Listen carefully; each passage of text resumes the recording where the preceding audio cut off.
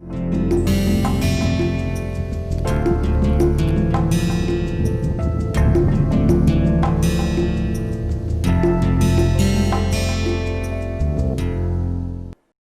is lecture 11 in the peer-to-peer networks MOOC.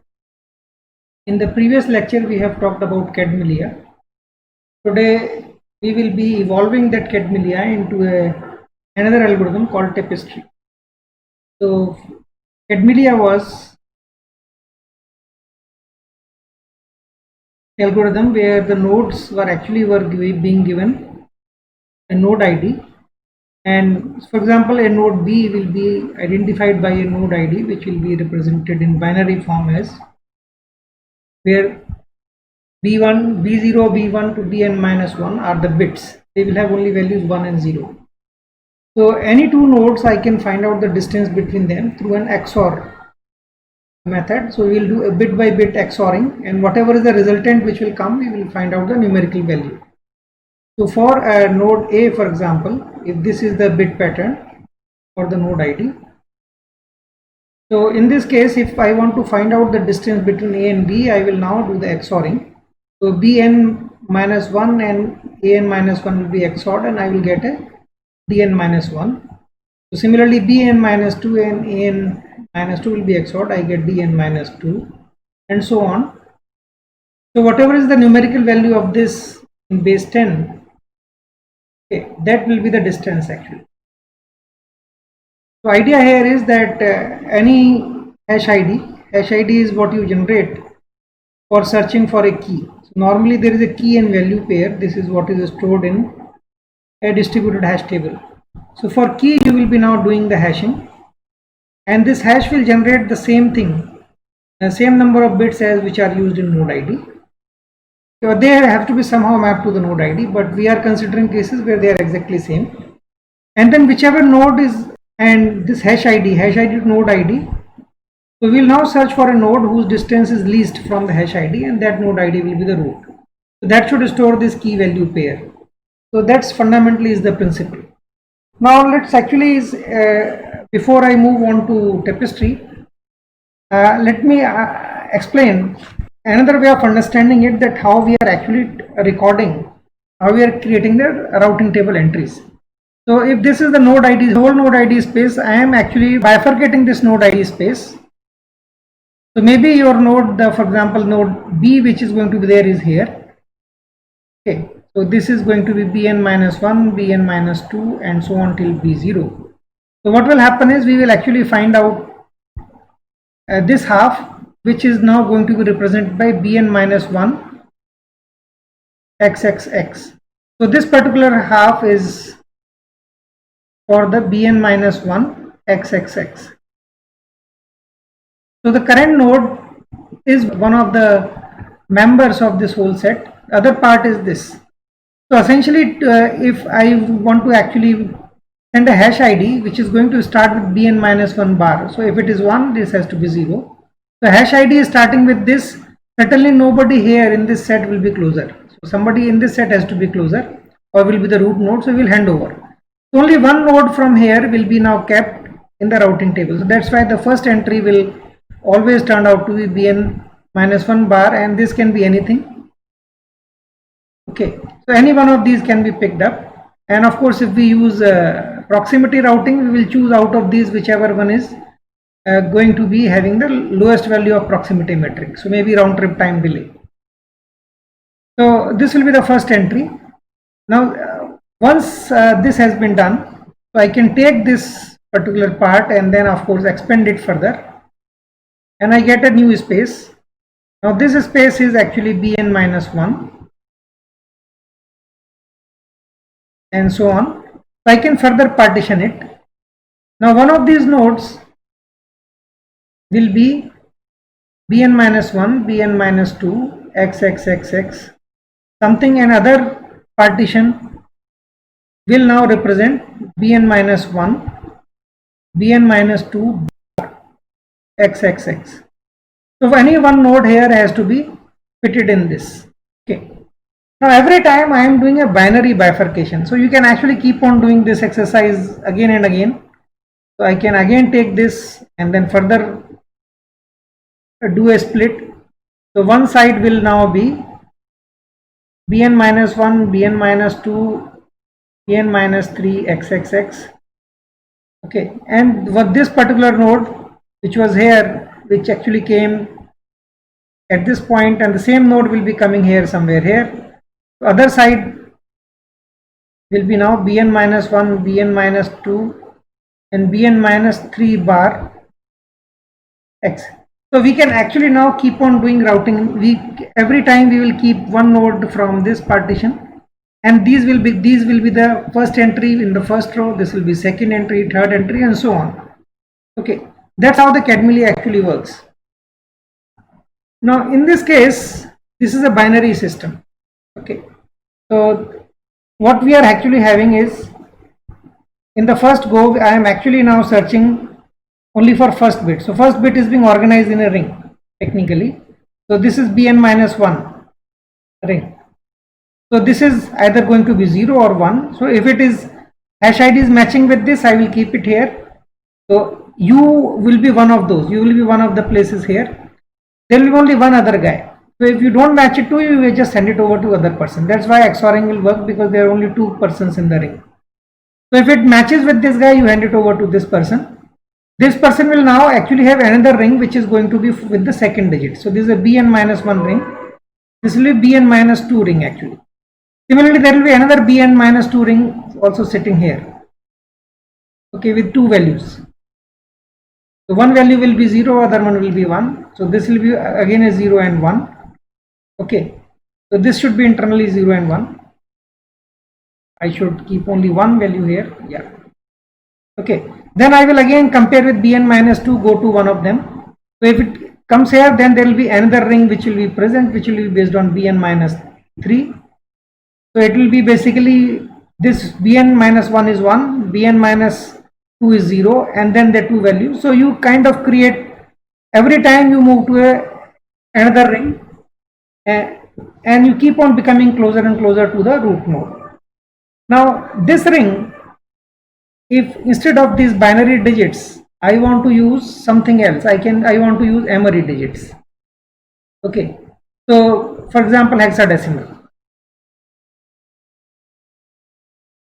So in that case, I will, if these are there n bits here, I will be requiring now n by 4 bits. In general, for Emory digits, I will be requiring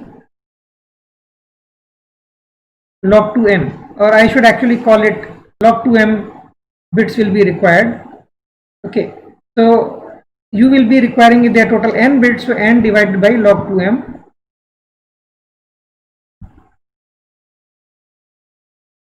Symbols will be, or digits will be required. So for a hexadecimal system which is 16, or say 16-array thing, log 2m will be 4. So that's why you require n by 4. I should not call it bits, I should call it digits, hexadecimal digits. So each digit can take a value from 0 to f. So after 9 it will be a, b, c, d, e, f, for 10, 11, 12, 13, 14 and 15. Okay, so now once we do this, I can do the similar exercise in the ring actually. So I can now form a ring. Whatever is your current node, current digit, so maybe your digit I will now represent it by not again b, so it will be n by 4. So I can call this number as not by small n, but I can represent it by k. So b of k minus 1, b of k minus 2, these are hexadecimal digits now. Okay, so I am now just representing b by another form. So these are with hexadecimal digits.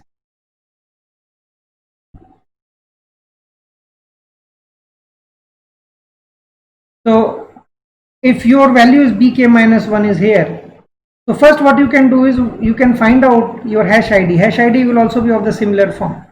So it will now contain hk minus 1, hkk minus 2 and so on h0. Each one is now hexadecimal digit. You have to now find out, in earlier case it was 0 or 1, so either you were here or there was another opponent. So now all these 16 digits can be placed here. So I can now put this, if this value is going to be 0. Okay, so you essentially, this is going to be your own entry. but there you require 15 more people who are going to at the same place have different digit actually. Okay, so we can explain this thing like you have this node ID space. Because I am using now 16 array system, so I will now partition this into 16 parts. Okay, so one part is yours, where you are actually putting bk minus 1, bk minus 2, and so on b0. Okay, so with this bk same particular decimal hexadecimal digit, all node IDs are going to be in this set. But there's 15 other possibilities. So I will now have one possibility here, one possibility here, one possibility here. The node ID space has been divided into 16 various parts. So I will pick up one guy from each one of them. Okay. And I will keep a record of that in my routing table.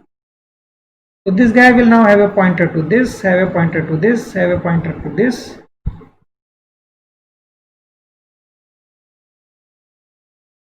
So there has to be 16. I have actually shown less number here. So it's actually 3 plus 3, 6 plus 7. This is an octal system currently, but it does not matter. For 16 array system, there have to be total 16 partitions. So one in which you will belong. So here you are going to have 7 other entries in your routing table. With the hexadecimal system, you are going to have 15 other entries. Okay. Now, whatever is your routing table area, whatever is your partition, this partition can be taken. So this partition now is this one, and this partition now can be expanded further like this. So everybody here will be having bk minus 1, but bk minus 2 can be of different value. So again I will do a partitioning. I may not do 15, but there are actually 16 partitions. So one of them will be bk minus 1, bk minus 2, xxx, all of them. So one of the nodes, this particular node, so this particular node will be coming and will also be present here in this partition. So I am every time my search is being reducing by 1 by 16th. Okay, so I am doing a faster convergence compared to every time earlier in Cadmily we are doing half every time. So now other partitions can take this bk minus 2 can take various values. So I will now choose if it taking a different values. So again 15 other partitions will be present.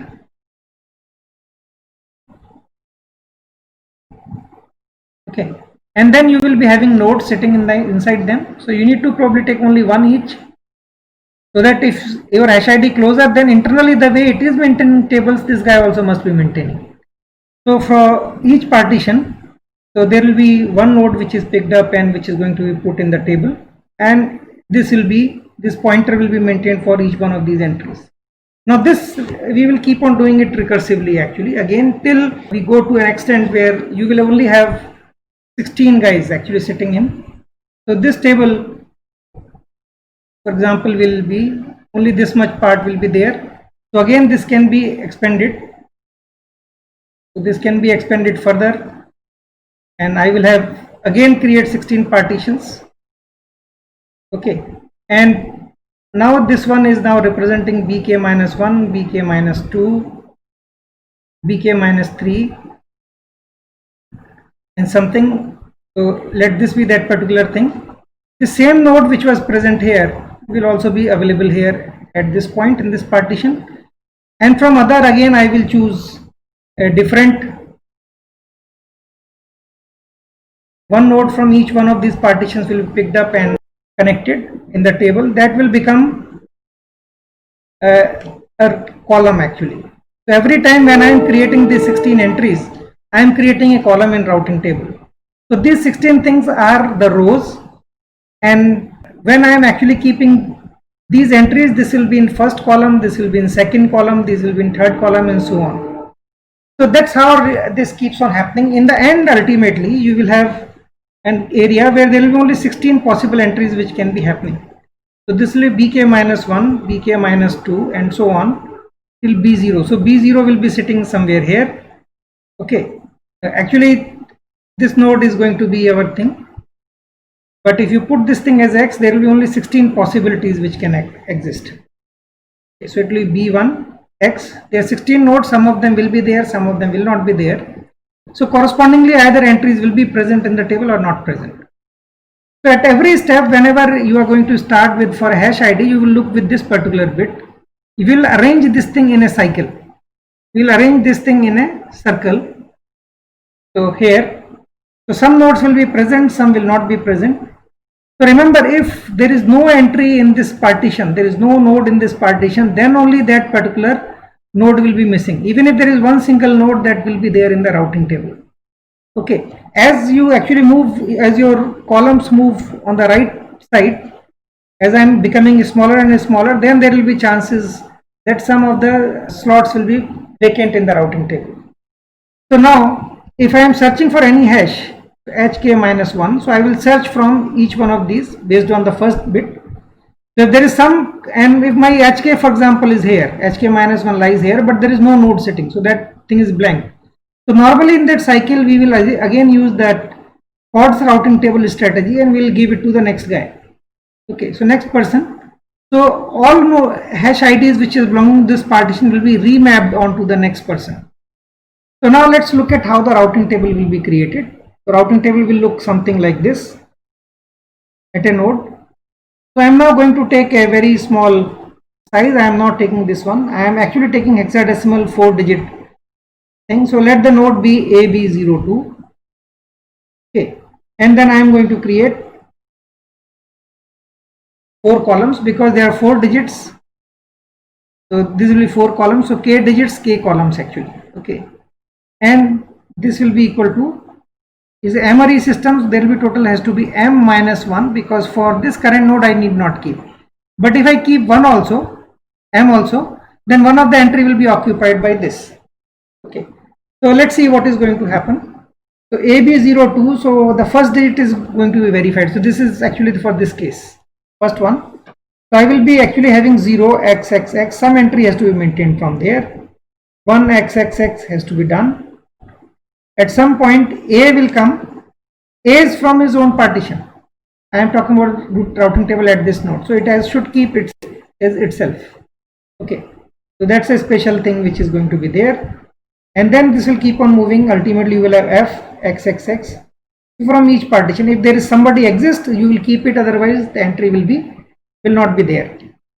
So now AB02 is now I will now second column I am now talking about this particular case. So A has to be as it is. So I will be talking about A0xx. So anybody from this partition basically is this sub partitions now. Okay. So then A1xx and so on. I will have AB02. Okay. And then it will go AFXX. Okay. And similarly now the fourth one AB02 will come in the first case itself. AB1x and so on. ABFX will be there. So similarly in the last column, now we will be actually again going to look. So AB01 has to be there. If this node exists, the entry will be there, otherwise it has to be empty. AB02 will be there and AB00 has to be there. Sorry, this I have not put. So these two will be conditional. If they exist, they will be there. This will be like last one. Okay. So where only 16 nodes are there. Okay. And then we will have AB0F. So whichever nodes exist, they will be present. So again, the rule is if I am actually searching for any entry, I will look with the first digit, and this will be first digits will be arranged in cyclic fashion. If that digit there is no entry for that, I will just find out the lowest entry is higher than or equal to the hash ID and will pick up that node and move there. So now every time in earlier case, in case of a Cadmilia, we were doing binary thing, either 0 or 1, and based on that keep on moving further and further and further. Now here instead of that binary thing, I am now doing it with the hexadecimal thing. We can also do the similar thing using octal system also. Okay, this is what actually tapestry is. So what will be the distance? That will come as a question. Okay, so the distance metric, if your hash ID is going to be hk-1, hk minus 2 and so on, h of 0. Node is going to be b of k minus 1, b of k minus 2, b of 0.